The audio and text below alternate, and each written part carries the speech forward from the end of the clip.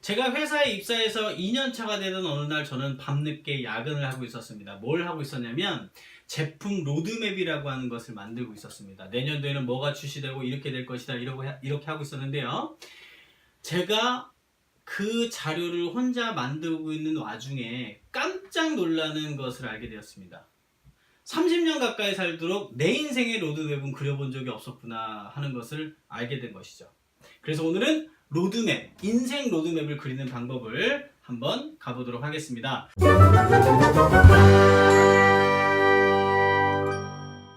간단하게 여러분들이 도표를 하나 크게 준비하시면 되겠고요.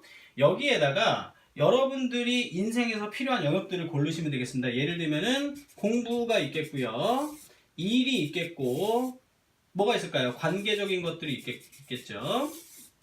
그 다음에 취미도 있을 것입니다. 예를 들어서 이렇게 기본적으로 깔아놓고요. 이거는 여러분의 선택인데, 여러분이 만약에 예를 들어서 23살이라고 치겠습니다.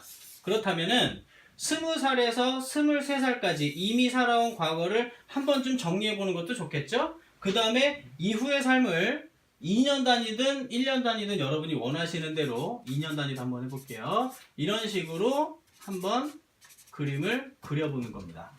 그렇다면 예시를 하나 들어볼까요? 공부는 경영학과를 전공했다. 그리고 중국어를 부전공했다라고 한번 해보겠습니다. 그 다음에 일은 아직은 학생이니까 해당 사항이 없겠고요. 관계적인 측면에서 내가 마케팅을 좀 원해서 마케팅 동호회를 활동을 하고 있다 할 수도 있겠죠. 취미로 자전거를 탄다라고 한번 예를 들어보도록 하겠습니다. 그러면 이게 어떤 식으로 연결이 될 수 있는지를 한번 여기서 전개를 한번 해볼게요.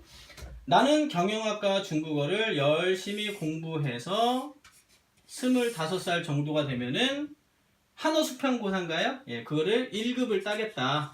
그 다음에 경영에 관련된 어떤 자격증을 따겠다라고도 할 수 있을 겁니다. 그 다음에 마케팅 동호회에서 어떤 이벤트를 하겠다도 되겠는데 자전거를 한번 활용해 볼까요? 자, 자전거를 가지고 내가 중국어를 어차피 공부하니까 자전거 중국 여행을 가겠다. 그 다음에 중국을 여행을 간 내용을 약간의 이벤트성으로 스토리텔링으로 나만의 브랜딩을 SNS에다가 올려보겠다. 이런 식으로 할 수 있겠죠. 그러면 여러분이 이걸 통합해서 뭘 할 수 있을까요?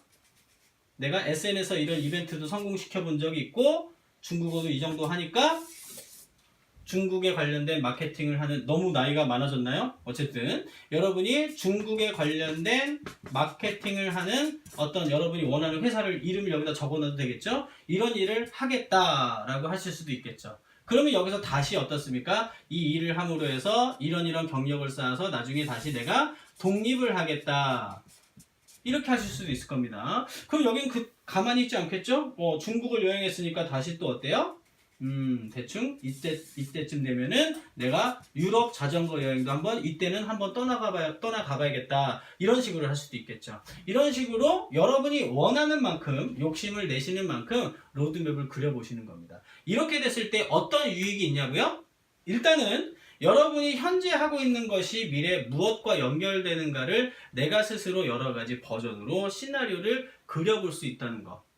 아, 이거까지는 내가 원하는 게 아니었는데 라고 생각하듯이 원하는 것과 아닌 것을 구분해낼 수 있다는 것. 이런 유익이 있습니다.